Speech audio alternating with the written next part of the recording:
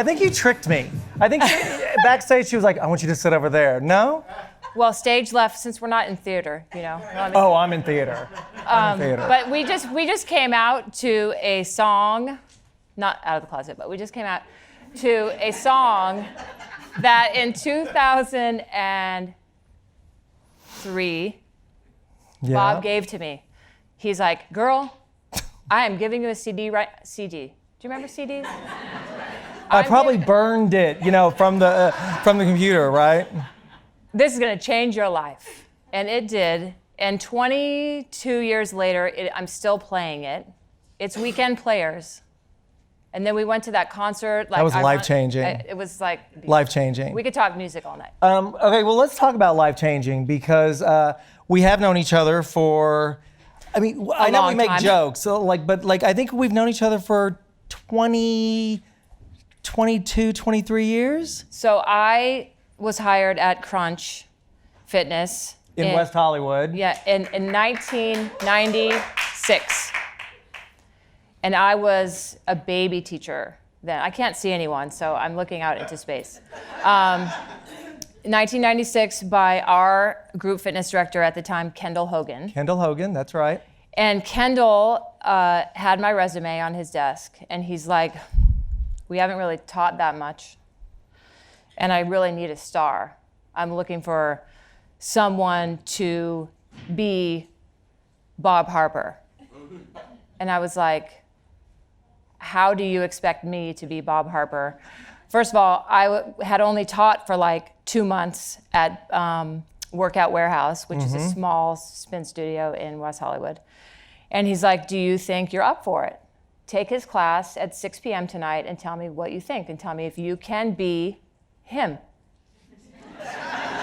Isn't that awful? If I was her, I'd be like this, I don't want to be him. I want to be me. This is how the fitness industry kind of that's is, how though. what? That's how, yeah, still is. So I took Bob's class. I immediately fell in love with his energy, his spirit, his music. Your music, dude. Oh, back then, first of all, I'm just going to toot your horn for a second because I want you to understand the friendship first before we get into stuff and roll our sleeves up to the dirty stuff. His music, he used to get music from record labels that didn't give music to people. So he had Madonna's albums before they ever came out, and he had Lenny Kravitz, and he had every person you would want to hear, he had it. So obviously his classes are going to kill it. But you have to remember too, because I've always been music obsessed, and I think that that's what makes your class at SoulCycle so special, because you don't just phone it in. You're not one of those teachers that just kind of go, okay, you know, I'll put this song together, and I heard this on the radio. You really, everything is very thought out, and that's exactly what I did. And so you talk about all the music that I would pull, because I've always been music obsessed. There used to be record stores. I don't even know if any of you know, a lot of you know what that is. But I used to go to these record stores. I would find the DJs in the clubs, and I would listen to the music, and then I would go to these record stores, and I would just go through it. You know, it was before Spotify, before anything, and I was just like talking to the people that worked there, and I said, you know, it's kind of got this beat, and it says she's saying this. Yeah, and there was no, you guys, we had tapes. Tapes. Yeah.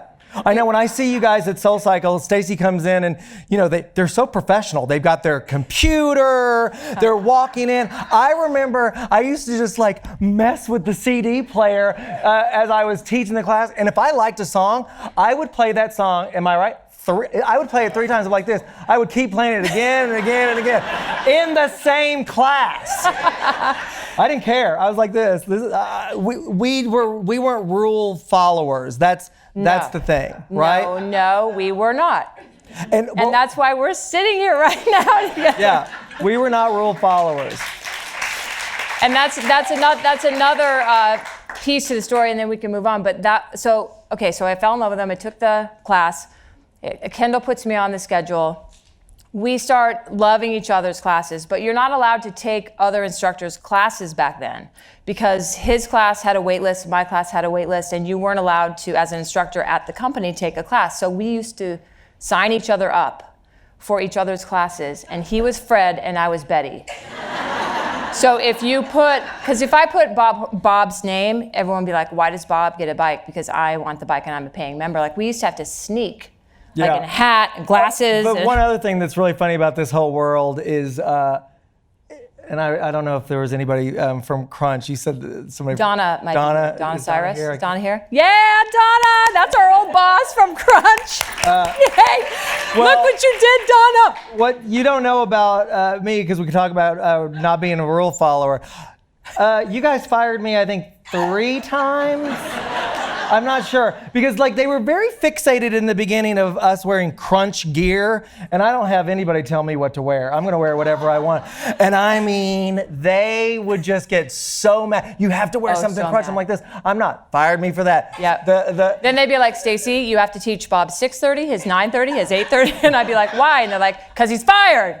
Yeah, and then they brought me back. It's so reluctantly. I mean, Handel just having to. He's like, okay, fine. And then the really bad stereo system. I used to just complain about that too. I think you may have thrown the microphone.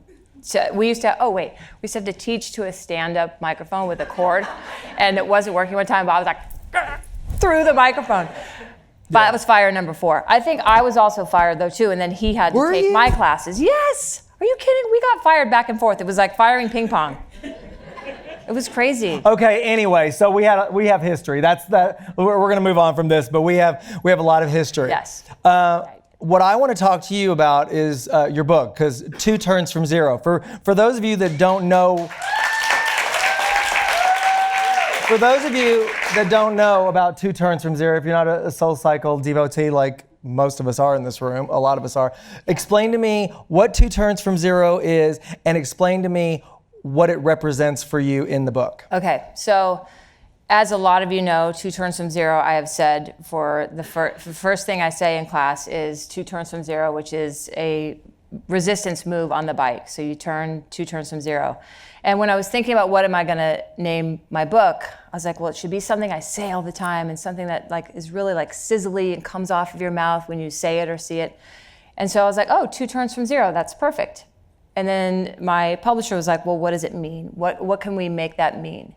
And so I feel like 2 turns from zero is really like when you decide that you want to turn your life around. You literally can go one intention to change it, and the second one is action. And that's really 2 turns. So for me, it means taking your fitness life and converting it into life strength. And that's like, I mean, I'm very proud of it because it's like my truth.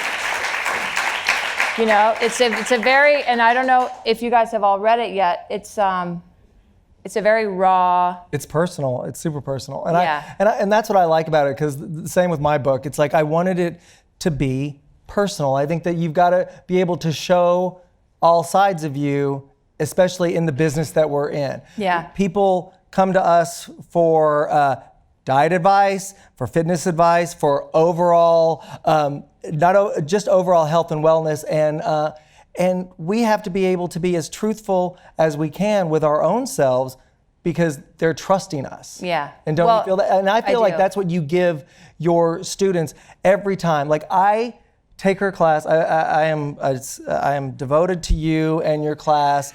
I told her just backstage, it's like, you've actually ruined it for me when I try to take other people and there's only like, nobody I can really take except for you. And then, she makes me have to come all the way up to, all the way uptown. And Tribeca. Which I do. Tribeca. I take the train all the way up here for you. But you really give all of yourself when you're teaching that class. And I really appreciate that because I know how hard that is.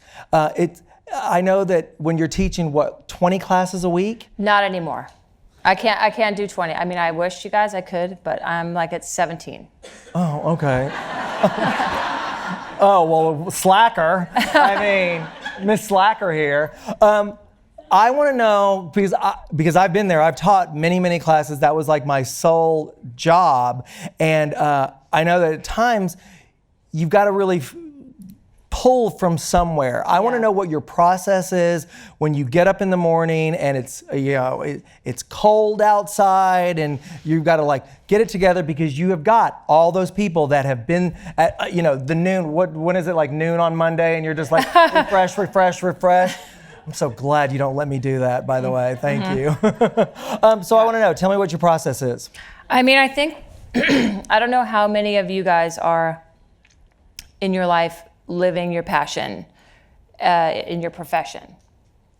And I think when you live your true, honest passion for what you love in your life, it never feels like I have to like gear up and get ready. I just feel like I love teaching so much that I think it's natural, but I have to get sleep. So sleep in our house is a really tricky thing because my partner doesn't need a lot of sleep. And she doesn't sleep. And but she functions so high on no sleep, and I just don't. So if I don't get sleep, I sometimes am a little groggy in the morning, but I get energy from you guys. And when I say that you are the vibration, when I teach, and I'm like, you guys are the vibration, you guys are the medicine, you guys are the energy, you are the fuel, you are the spark that lights me up, that is really the truth. Because I could show up feeling like complete crap, and no one would know it because I get energy and medicine from them, and I love what I do. So it's like, Deb taught me when I first started teaching here, I'd get really bad cramps, and I'd be like, I gotta get a sub. Oh my goodness. I gotta get a sub, I can't move. And she's like, you know what? There are 80 people waiting for you. Your cramps can wait. The show must go on. I mean, honestly, I have gone on camera with cramps. Not cramps, but 100, pretty much. But yeah, I mean, the show must go on. I mean, because like you are there to not only instruct, but you're there to be entertaining. You're there to let people escape from whatever crap's going on in their own lives. They look to us to like elevate them. Yeah. So, but like again, and I get it. Like you talk about your passion, and when you do what you do, when you do what you're supposed to be doing with your life, the well is deep. But there are times, I know for me personally, that it was a real struggle. Like I had to like really pull it together. And if I was going through something, you would know. I mean, the people in my class like this, oh, she's going through something right now. Yeah. I mean, it's really tough. But I think that, like, again, the way that we teach and the way that we work with our people, it's very personal. And it can't just be phoned in. Right. Well, I mean, I try to separate my personal life and usually what's going on in the news and usually what's going on in the world. I try to like be sensitive to it, but not bring it all in the room, because I feel like the room is like your escape. It's your four walls for you to go in there and cry and laugh and hear the music and get motivated and get inspired. I feel like I need to sometimes separate my personal shit and the world's personal shit from the room so that they can have that moment to recharge and refuel themselves.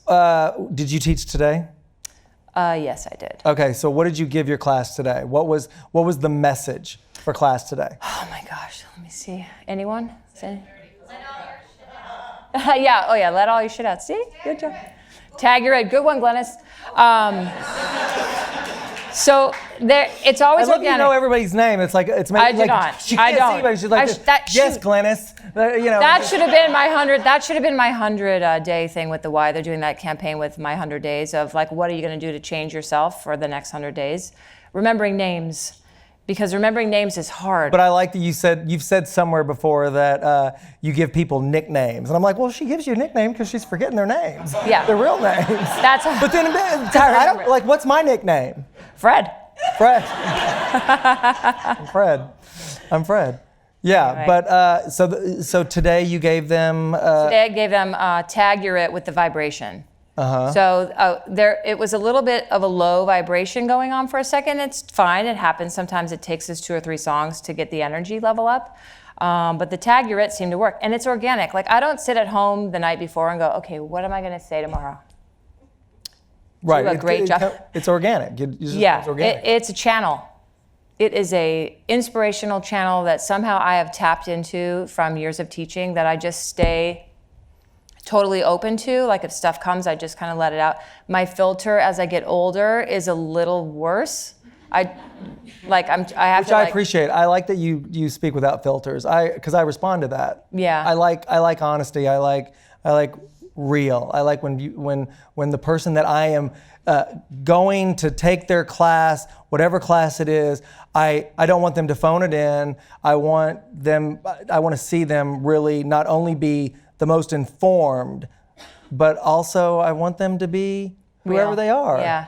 Right? Yeah. I'm okay with that. I mean, we're not allowed to say specific things, but Oh God, I'd be fired at SoulCycle. we're not I'd be like allowed this, to "What's play. that list? We're not allowed Give to me play certain things. I know you can't use songs with profanity. No, we can use profanity, just Oh. specific profanity we can't use. Right. Which makes it really hard to get some really good rap songs. Because then you're just like spinning to like, Yeah. Oh, and that's the worst. I hate when I hear those songs that have been like edited down. And, I don't know. I think it's funny. All right. So now you said something in 2 Turns from Zero that I thought was interesting, and I wanted to ask you about it. You say that this book it can inspire. You're going to inspire anyone that reads it. And you, at one point, you said something about like you're like the cheerleader that's going to jump off the pages. Yes. Yes. Right. Yes. And I remember, because I've been in the business for a very long time, and I have worked with many different demographics, and I have found that I used to think that I could be your biggest cheerleader. I can only be your biggest cheerleader if you bring something to the table. Right. Like I can't change a person's mind. I can't get you to be excited if you aren't excited. If you give me an inch, I will give you everything. Yeah. Do you find that to be the same, or do you feel like, because I thought, one thing I thought, you said you can reach anyone, and I was like, that is a really bold statement. Well, I know I can reach you, but like you said, I'm going to open the door, but you have to be the one that runs through it. I cannot use my legs to move your legs to run you through the door. And like I said, tag you're it. That's how we got the energy from 40 to 80. Because I would look someone in the eye and I would touch their handlebar and be like, tag, you're it. And then they would go, woo! And then we'd go around the room and I'd just tag people. You have to bring the vibration to the room. I'm only one voice and you guys are 75 voices. So if 65 voices are quiet and only 15 people are like giving everything they have, it makes for a very unsuccessful energy in the room. But I feel like I can always, pretty much 95% of every person will let something out of their mouth in expression of energy, air, words, not like you're like, yes!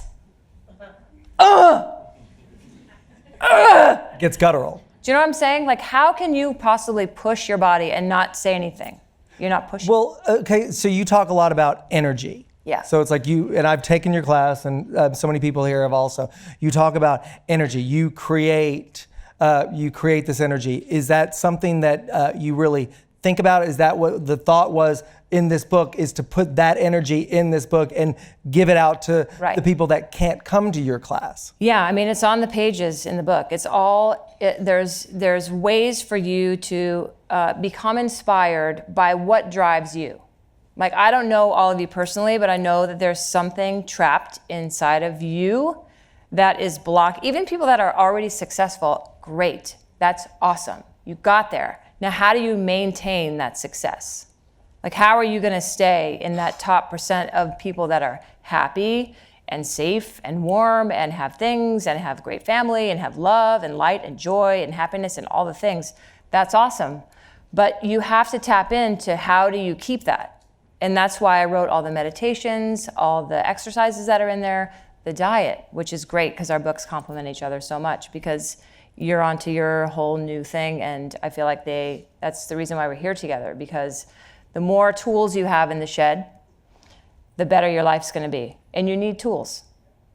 And that, I feel like my book should be on your nightstand and Bob's book should be in your kitchen. And we should tag team your freaking life. Yeah, that's one thing, and that's one thing I was really excited about when I wrote Super Carb Diet. I feel like, again, being in the business for so long, I have seen every diet out there. I have done them all. I know them all backwards and forwards. And like, I understand diets that are very restrictive, where they completely cut out a macronutrient to try to get you to lose weight. Carbs, for instance, or high fat. And what I really wanted to do is just press the reset button. I want to press the reset button on people. I want people to find a balance. I want you to be able to not be afraid of carbohydrates. If you're still if you're trying to lose weight, you can eat all your protein, fat, and carbs, as long as you like know what you're doing. You talk about like food is medicine. Yeah. And I'm like, that's something that I say a lot too, and I think that's really important. Yeah, it's great. Yeah. That's why they complement each other. And I really feel like, you know, there's an expression that people get on their face when I can tell they're malnourished or they don't have nutrition power. You know, there's a way your body moves. There's a way that and I can tell when someone has eaten a good meal the night before, or can't you, like when you see people in group exercise, can't 100%. You just nail it? Like, I mean, I can just see it. And I wish, that's my one wish for my students, is that they ate better. Yeah. You know, that's the one, but I mean, that's like life, right? We all wish we could eat better. But I think your book is also great about balance. Balance, that's what it's all about. It's all about going back to balance. Well, I'm going to share a story with you and to everyone in this room about another reason why I love you so much and the connection that I have for you. So this past year, I had a heart attack, and it's been a very challenging year for me. And I've really had to, I went through a major identity crisis. I was really trying to figure out, if I'm not the workout fitness guy, you know, who am I? Yeah. And you and Debbie stayed really connected with me throughout my recovery. And your class was the first class that I took in my recovery, and I was really afraid. And I had talked to her. I was at the Tribeca SoulCycle. It was 1:00 on that Wednesday, and I know. I love that class. I love those people are crazy. I love them. I love them. But so I had talked to you. Said, I'm coming to this class, and you know, I had my heart monitor, and you know, I was just really afraid. And like a friend of mine from Jersey, she came in, Kariana, and she was there for support. And you were just so wonderful to me that day. You have always been so great and so present, but like, you know, this day she completely changed your class. You completely changed your class. I did. Sorry, guys. She really just monitored me without saying one word. You know, it's like when I was back in Los Angeles during recovery, Angela, I mean, she had me in her class, and like all of a sudden, Angela's like this, Bob Harper's in here. He had a heart, he died in this gym. What's your excuse? And I'm just sitting there going like this, what? What's going on? You know, I'm freaking out. But you were just like, you were so calm. It's a true story. It's a true story. But he doesn't know I have the lasso of invisibility. So he could just disappear. But you were so wonderful to me at a time where I needed help and I needed guidance. Thank you. And that's like, I would have done this. I would have come here for you for any reason. I really thought about that day and how you were, and she was so present with me, and I felt safe because I didn't, especially at that time, I did not feel safe in a gym. I did not, and that's always been my happy place, to come in and just like work my ass off and like, you know, be with my good friend Sean, who we work out together all the time, and like, I wasn't happy in a gym anymore, and it just like, it was really, really hard. So you really helped me through that. Aww, and so happy for that. And that means a lot. That means a lot. Now I'm getting all Getting all emotional. Wait, before I want to talk about this acronym, LET. I think I really like LET. Thank you. And explain LET to everyone, because when I read about that, I was just like, it's simple and it's direct. I love acronyms. I'm an acronym nicknamer kind of girl. And also my co-writer, Karen Moline, and I just spent a lot of time trying to figure out how were we going to make this book translate, and what were we going to be able to give you as a sound bite to be in your mind when you were living your life. And it's love, eat, train.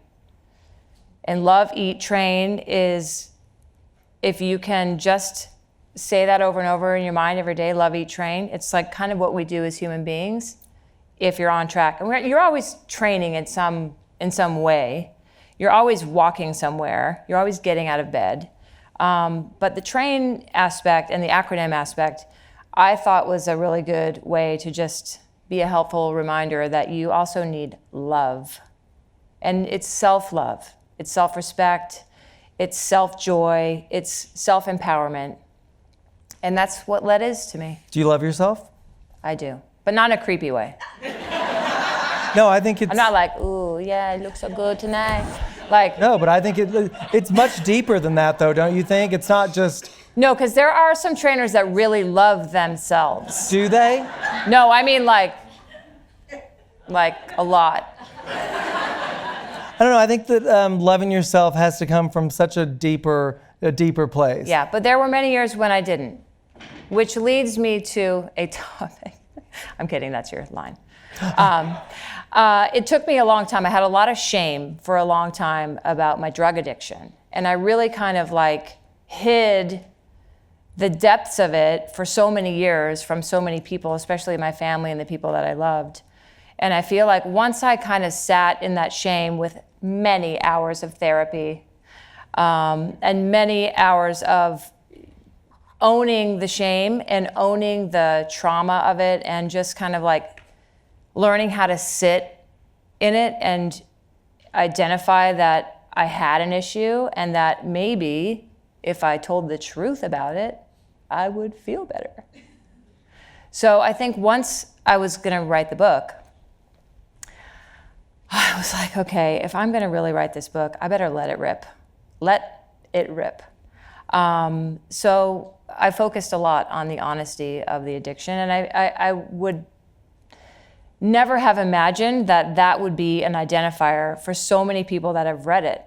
And so many people come up to me after class and they're like, I love the fact that you came out as an addict. I love the fact that you were so honest, and you have allowed me to take 2 steps in my sobriety. I have 2 days sober, or I have 2 months sober, or I'm celebrating my first year. Like, to me, that's like one of my favorite parts about the book is that it opened up a window for people to like climb through their shame. You showed yourself. You showed the underbelly. Yeah. Yeah. And how long have you been sober now? April, I think, is... Weezy, where are you? It's 11 years in April. Okay, thank you. That's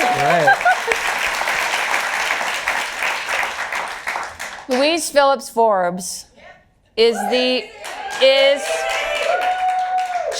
is really the reason I am kick-ass at being sober. And I'm not kidding. Because is she your sponsor, or she is my unofficial sponsor. We never went to AA together. I never did the AA or the NA or rehab. Oh, you didn't? No, I never. It's not normal that I got sober. Well, Debbie is my rehab, my sobriety coach, my sponsor, and that is the love part of Love, Eat, Train. Love is really like the foundation of my sobriety. Love got me sober. So you can look at yourself in the mirror and have genuine love for yourself. Yeah.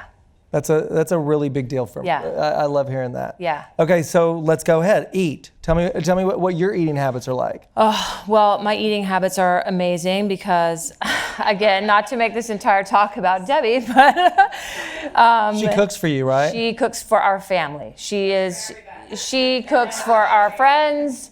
She is, I think, would you say you have adult onset chefism? she like started following Instagram accounts and then started, she has a book like this thick that she made her assistant photocopy 10,000 pages of Instagram recipes. I love to cook. I cook all the time. It's We need so- to be in the kitchen together. We need to. ICP, chef's lessons, you're ready to Yeah. go. So she tell me cooks what you for eat. our family. We eat so healthy. We eat Mediterranean. Mediterranean, But also, we do eat pasta. But like I had pasta last night because I knew I was going to be up here talking and I had a full day of work. So I love spicy angel hair pasta. And My people favorite shouldn't be thing. afraid of pastas, I think. I mean, there's so many good ones. I learned about red lentil pasta. Is that what it was, Sean? Yeah, like red lentil pasta, chickpea pasta, quinoa. Yeah. There's so many great pastas Yeah. out there. And Rachel Ray is a really good friend of mine, and I co-host with her all the time. And she always tells me, it's like, pasta is not supposed to be a main dish. It's a side dish. And so it's like people just they overeat the Yeah. things that they shouldn't be. Yeah, So and it's that's like- one of so, our like, big moves when we eat out. Sometimes we'll get pasta for the table. Fabulous. You have a couple of bites of it and you're good. Yeah, you share. Everyone shares. Like Yeah. a couple bites is, and I feel the next day when I have a little bit of pasta, like I have freaking energy. Like I could go all day long and then I crash and take a nap. Yeah. But I need to sleep. Now, do you have a sweet tooth? I do. Yeah. But it's not a bad one. It was really bad when I was kind of shifting through my addiction and when I stopped drinking. I needed that, I Right. needed sugar. I needed Yeah, you're something like, to you be needed- addicted to. You needed that, right. So That's how addicts think. I right? started, I'd eat so much oh gosh, sour strips and hot tamales and red licorice and all kinds of crap. And then Meredith Geller, my nutritionist, came over and gave our family an amazing meal plan. And when she asked me what my sweet tooth was, and I told her, she goes, okay, everything you're eating with your sweet tooth, think of it as it's actually poison. Because it is. She goes, go get the red Sugar's vines. the new tobacco. She goes, go get the red vines. So I go in, get the red vines. I show it to her, and then she goes, so go get like a tube of something. And I get a tube, and she goes, touch it. And I touched it, and she goes, now touch the red vine. And I'm like, ew, you're so right. But I still sometimes eat the red vine. Yeah. I have to. But With now Stella, you're more aware. You're like, I'm aware. aware. That's the thing. And that's the key. Just have awareness with what you're doing. You're not mindlessly eating. It's like No. all of a sudden you decide you're going to eat that. You say to yourself, all right, I know this is shit, but I'm still going to eat it. Yeah. You- And I have yeah. a kind of a, now it's not so sweet. Now I'm into this Smart Pop thing. A Skinny Pop. Skinny pop. Yeah. Skinny Yeah, I pop. like the Skinny So you're Pop. going more savory. Because that's I'm not a sweet eater. Like I'd much rather have nachos than Yeah. Oh, than those nachos are good. red vines. But okay, so and now tell me, because I actually don't know this, and I was really interested in what your answer is going to be, because you teach used to be 20, now it's 17 classes Mm-hmm. a week. What do you do for your own workouts? I mean, I do Michelle Brugal Fitness, but I used to do it a lot more. What is that? What is this workout? Michelle Brugal is, to me, the epitome of where fitness is heading. Okay. She so explain. it's Give us a lengthening, strengthening, toning. She's a dancer. She's here. She's right there. She is it's very posture oriented and body movements. We do a lot of floor work. And I mean, she mixes it up. Is it dancing too? I mean, I was a dancer. You can opt for the dance I was part. a dancer. She does. She Really was. Her and Debbie do the dance part. I can't. I am just. Oh, not. Debbie's a great dancer. I know. want to do this. I want to. No, do it. Well, we're all gonna do Yeah. it. Okay. So Right now, everybody. No. So wait. So you do. So I do I that. want to know but how many days a week do you work out? I don't do it that. Once a week, if That's that. all you only. Dude, so I've worked. who's Has your anybody Stacey? seen what I That's do what I'm- for a living? I know, but you still that's what. I sprint and I do 4 sets of arm curls for 8 minutes. That's enough. No? No, it's not enough. He no. wants me to do snatches with a 20-pound kettlebell. No, I don't want. No, Yes. no. Well, my whole workouts have completely changed since my heart Okay, attack. well, so let's work out together then. Yeah, I think that. All right. Oh, were you out there? Because I can't see anything. Were you out there? Yeah, we can't Oh. see anything. I know I can't say. Oh, so we're gonna open it up to audience questions. But so That was so subtle, by the way. I know. I'm like this. What did I do? What did I do? I'm sorry. They're like, no audience Sorry. Did I workouts say shit and tonight. I got in trouble. Am I getting fired from here now? We're going to take audience questions, but I want to say to you, you have to work out more. You need to work out, right? Don't we all agree she has to work out? Not one time a week. Okay. Well, that means you don't care enough about her. You're being selfish. You're being absolutely selfish because you just want her for yourself. You're going to Okay, work well, out. I have a good question, and you guys probably want to Well, know they this have too. questions. But I have just one question for you. For me? 'Cause I know they're all going to want to know too. Okay. If you already have a busy physical job, where do you fit? I'm just listening to what song that is. I know. Shazam. How do I get the energy for that? Because I'm going to tell you this, that you find the time. There's 24 hours in a day. I have worked with Michelle Obama. God, do I miss her, by the way. Yeah. God. And this woman always found time to work out. You can find the time. It's going, even if it's yoga, if it's something, you need to do it for yourself. I do. I just another hour in another studio. I'm just like, ugh. It doesn't need to be an hour in another studio. It could be 30 minutes, Okay, well, I'm going to come find you for 30 minutes twice a week. Because I know that whenever I've had schedules where I'm working 16 hours a day, I know I have to find that time for myself. It's my time. But how long? It depends. I don't hold myself to a time. It could be 30 minutes. It could be an hour. But Okay. it's my time. And just like when all of you guys come to your SoulCycle class, that's your time for yourself, right? And just think how good you feel after you've taken that class. You've done this for yourself. Everyone has to just be on hold and wait. Stacey deserves the exact same thing. But if I'm here All right. and you're here, isn't that our time? We got to get physical. So let's get some lights on up here. Oh, look at everyone. Hi, everyone. Right there. Oh, listen. Is that Lisanne? It is. Look, she lost 35 pounds. Oh my gosh, she looks great. Hi.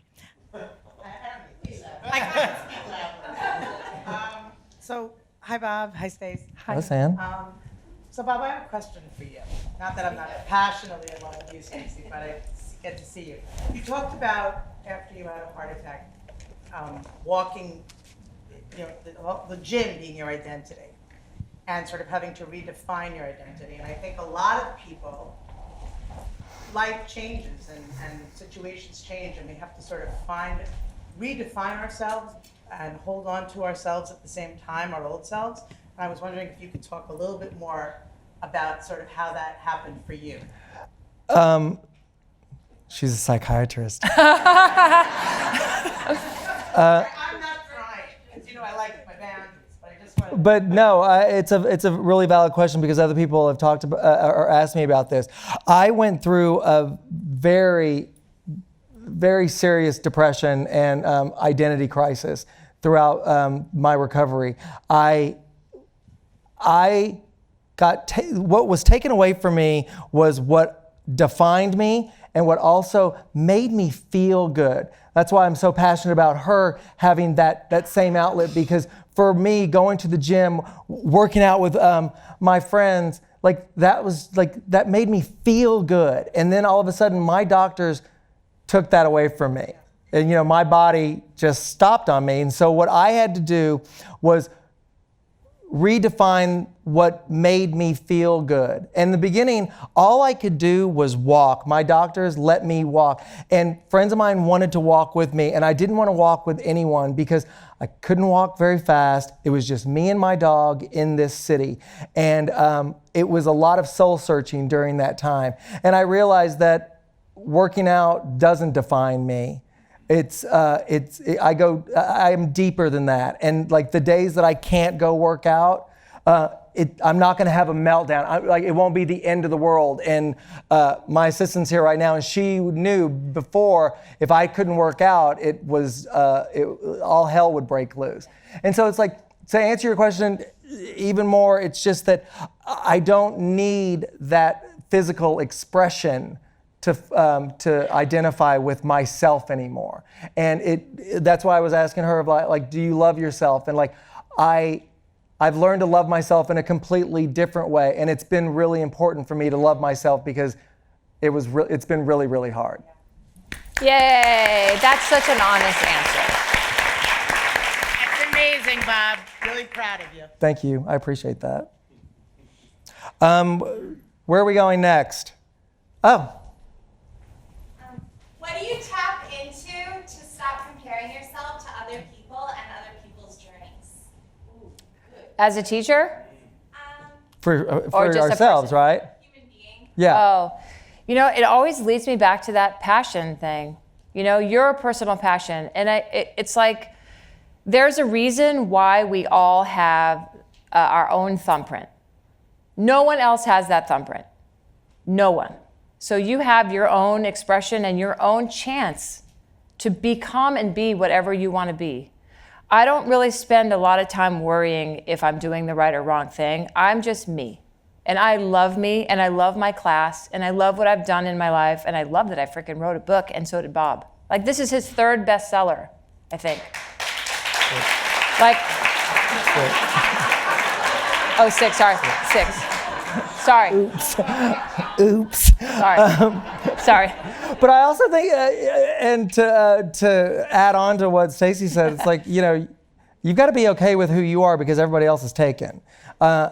I really do find that you've got to find a way to be okay with yourself and not compare yourself to other people. It's like you don't know what they're going through. You can only focus on you and what you can do to take care of yourself. That is what is so important. I've worked in a business where people have like looked at covers of magazines and like, why can't I look like her? I want to look like this. I want to look like that. And it's like, well, first of all, they probably don't even look that way. It's called Photoshop. So it's like, don't worry so much about that. Just worry about like what you can do to protect yourself and take care of yourself. Yeah. True that. True that. Hi. You both speak about working and your passion. So I feel like I work in my passion. I'm a drug counselor out of Rikers Island. I love my job. I Wow. love it. But once I leave, I have no energy for nothing. Like, how do you balance that where you still I hear you, have girl. energy? I hear you. Loud and You're clear. like, I'm so drained. I get home and it's just like I'm on the couch. I have 2 kids and a husband. I'm trying to help them out. And by 8 o'clock, I'm sleeping. So how do you find that to just keep doing for you? What time do you go to work? I work 8 to 4, so I'm out my house at 6 because I have to, Rikers Island, you got to go through metal detectors and all that. Right. I'm usually home about 5, dinner, 2 kids and a husband. So by 8 o'clock, I would say everything is done, and I'm literally stuck to the. You're ready to just like lay down, Yeah. right? Yeah. So, I don't know how to get that extra bit of energy to just. Do you have a lunch break? I do have a lunch break. So is there an area you could walk? No, because it's in a jail. So. Right. It's Rikers. I set you up for that. It's Rikers. That's awesome. Sorry to open that door and you ran through there. They probably have a good gym. I'm kidding. Totally kidding. Well, this brings up a good point. You should start your own fitness crew within your group of peers that you work with and see if you can't ask the jail to create a space for you guys to have your own area where you can energize yourself. I'm sure there's a room somewhere. I'm sure, and I'm only saying this because the Saks-Wellery, Bob's like, what are you talking about? The Saks-Wellery floor had a workout called Con Body. And it is cons that I guess came out of jail healthy, and they started as trainers, and they started these workouts in the gym. So there's got to be a way you can figure out how to move your body in there somewhere safe. And I also, because I go to the more pragmatic answer, right? Where I think I'd want to know what your diet is. I'd want to know how you're eating to see where your energy levels are lacking, what we could do to change your diet to get you feeling a little bit more energized. I also would talk to you about the job that you must be in sounds super stressful. Yeah. I can only imagine, and they're just like they're taking from you, right? And you're asking us, where can you re-energize yourself? And so it's like I think about what you're eating, but I also am a big believer in meditation. I do TM. I've been doing TM for a while now, and TM makes me feel so much better. And it's just like that time where it's 25 minutes out of your day, twice a day, if you can do that. And those type of things, if you don't have the time for anything else, you have the time to eat wisely that will hopefully bring your energy up, and then find that time to just be quiet. And I'm not telling you to do TM, I'm just saying that that's what works for me. But if you just have that few minutes out of that really stressful day to turn your phone off, to just sit in quiet for just a few minutes, I think that you're going to feel, I would hope that you would feel a little bit more energized and have more for yourself. Thank you. I'm gonna try them. Thank you. How many people meditate? How many people do TM? Hell yeah, TM.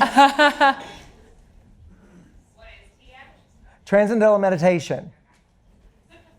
You have a question in the front row? I have a question about what your message is for younger people, specifically girls. We were having this conversation earlier about teenagers. You know, a lot of us being, you know, some of you probably are over 40. I'm not. I'm kidding. Way over 40.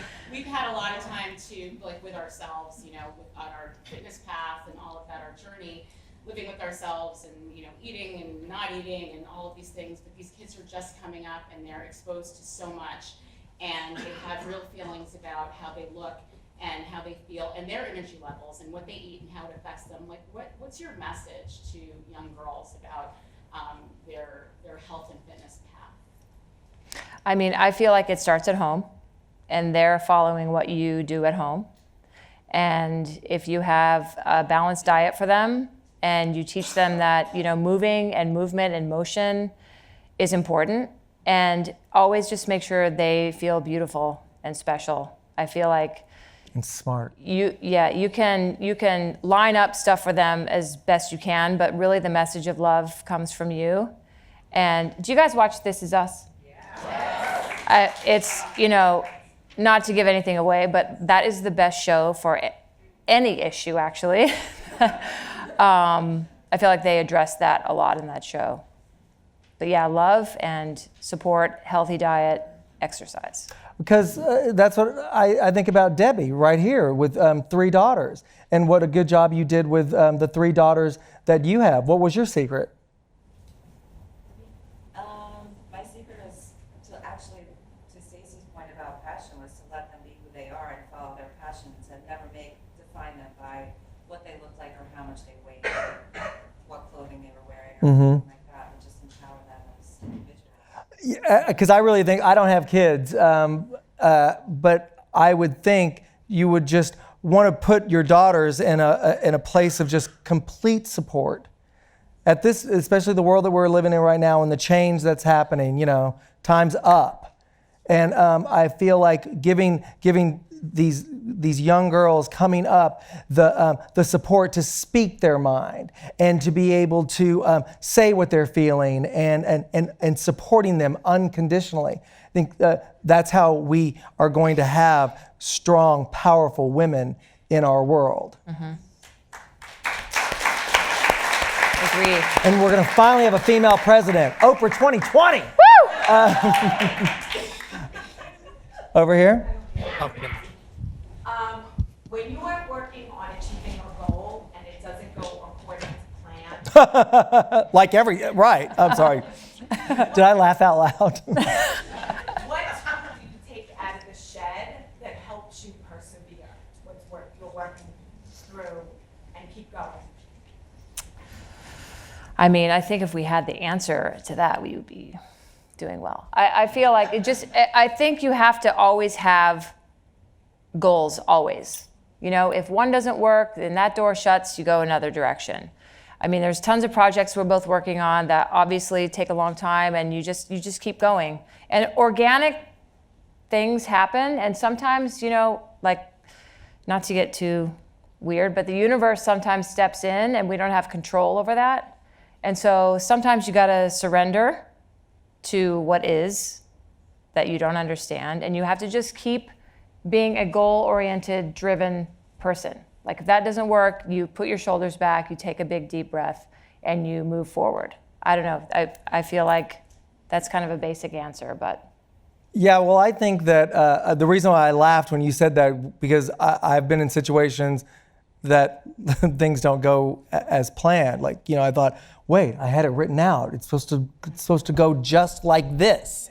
And then all of a sudden you wake up in a hospital 2 days later and they've told you that you've had a heart attack.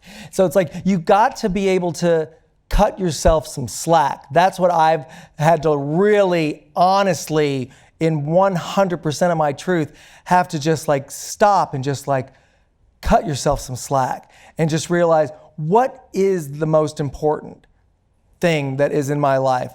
You find a way to reprioritize. If things aren't working for you, this is what you have to lean on. You lean on the love that you have in your life. You lean on the support that you have and the people that you have, and realize that, to me, that is what's so important. And the goals, yes, you should have goals, and you should be pushing to move forward. But I was on Dr. Oz recently, and he and I both had the same answer, and we didn't realize it, because we talked about, like, you know, give us the one tip to really keep us going, and, you know, what would you tell them? He actually said sex first, which I thought was really funny, because he did. And mine was to find the joy and love in your life, and whatever that is that brings you joy, and whatever that is that brings you gratitude.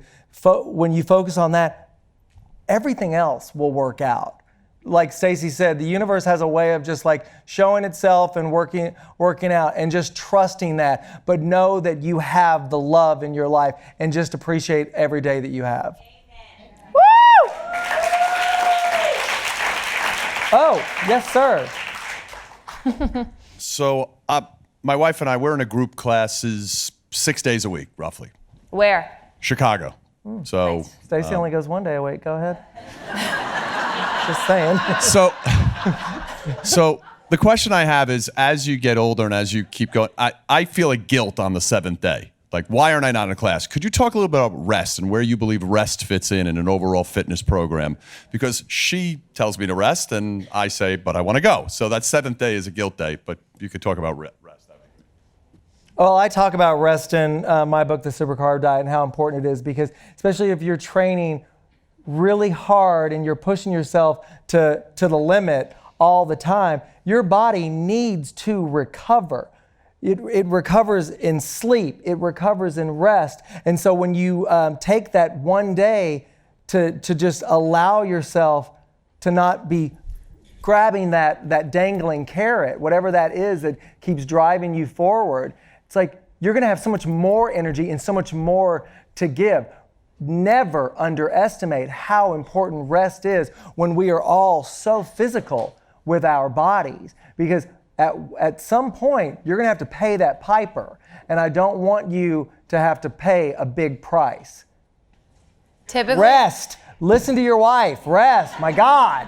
usually if you're feeling that 7-day push where you feel like you have to go 7 days, it's because there's something unresolved on your heart. So when you get still, it's that thing pops up and you're like, uh-oh, I gotta go, I gotta move. So whatever is popping up and you are processing in your mind, Lisanne, are you out there still? Yeah? Am I right? 120%. Okay. So whatever that thing is that keeps popping up on day 7, when you're like starting to have to think about it because you're not distracting yourself, I would deal with this and rest and deal with it. Next question, anyone? Such good questions, by the way. Yeah. Really good. Thank you for coming, you guys. Yes. Good crew. We got a good crew. Yeah, really good crew. Yeah, I mean, you really do bring up a good point when you talk about rest, though, because it is what's in your head that are you trying to run from something, or you just love it so much that you just want to keep going. So it's like that's definitely something. I love that your wife just keeps looking at you like this. Mm-hmm.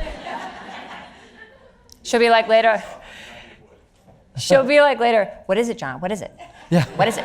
What's the thing? What's the thing? How'd we do? Anybody else have a question? Are we out of our questions? I don't need that. I don't need that problem. So Bob, on your in your book, you know, I'm just curious to know, do you feel like every time you write a book, it's like removing the mask, meaning the unveiling of this? Because I feel that I haven't read your book yet, so I'm excited to read it. But do you feel that it's like giving birth a bit of having to be rawly open?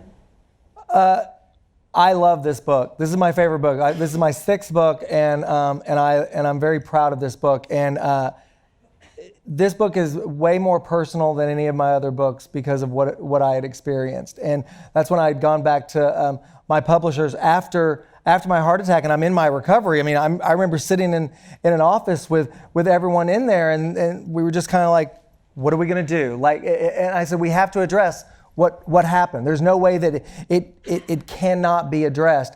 And they gave me the freedom to do that, and I was really, really thankful because that's what I wanted to do, because it really tied everything together, and it became so personal, but we never lost message. And the message is pressing the reset button on people's diets and trying to get more of a balance. And ironically, that's what I was looking for in my life at the time too, is I was looking for balance. So yes, this book is very personal. This book is something that has been, it's one of those, like, when she said she's like showing her underbelly when she talked about her addiction. I was going through all the crap that I was going through, and I was allowed to put it there. And so I really thank St. Martin's for that, because it really helped me a lot.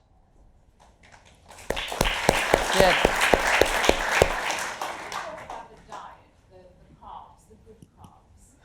Yes. So yeah, my book, Super Carb Diet, is all about people were saying to me, like, all these TV people that I do on the shows lately, they've been like, oh, so what does that mean? I can have pizza and, blah, blah. I'm like, this, you wish. No, you can't. But I think that people have gotten so afraid of carbohydrates that you forget that they are a natural fuel source for the body. Rich, complex carbohydrates. I don't ever want to be in a diet that someone tells me that I can't eat an apple because it's going to throw me out of ketosis. It's like, I don't like that. I like things to be more balanced now, and again, working in the business for as long as I have, I've seen so many people lose so much weight by doing all the things that we know how to do, and for so many people, I see their weight coming back, and it just always makes me so sad, because if they would have just maybe learned a different way in the beginning and lost weight without having to cut major macronutrients out of their diet plan, maybe they would sustain it for a longer period. And that's what we're always looking for. We're looking for success, and it's not just about getting that weight off. It's like I worked on a show. It was like, get the weight off, get the weight off, get the weight off. And now I'm like this, keep the weight off, keep the weight off. I met a girl the other day, 22 years old. I think she was about 22. And she lost over 200 pounds on her own by just changing things, small things she changed. And 2 years later, and she made a New Year's resolution to herself, she said. She was like, 2 years ago, I said that I was going to get this weight off. And it has been 2 years later, and she has gotten all this weight off. And she knows, and I said to her, I was like, well, that the hardest part is now. This is the hardest time. Maintain. You've lost all the weight. Now it's like, it's about keeping it off and staying healthy and realizing that, there's going to be ebbs and flows and being able to be okay with it and not just like, going off the rails. And it was like she was so glad to hear someone just be so honest with her as opposed to just being like this. Good for you. You lost all this weight. Congratulations. It's like when I just said that to her, that's when she was like, I need to hear. Sometimes you got to hear, a little bit of the tough love. That's why I teach 17 classes a week. Because I feel like I need to deliver that message. Like we got to maintain and we got to have that goal. And 2018 is about, again, every year we do it every year because every year we have to do it. New year, new you. You shed your skin every year. And this year you're going to focus on another part of your body that you didn't get to last year. And we're going to freaking rock 2018 out together. Well, I think on that note, thank you all. Thank you all for coming tonight. I had so much fun with you, and the audience was great. And I know that we're going to be signing books afterwards. We are, and I want to do an Ellen selfie. So if you're not supposed to be here tonight, just drop your head down. I don't want to get anybody in trouble. Oh, I do. Like, you said you couldn't make dinner because you had something else. I saw you in Stacey's selfie with Bob at the Y. Because that might happen. Okay, we have to stand up. Wait, are we doing it? Yeah. Oh. Lean in.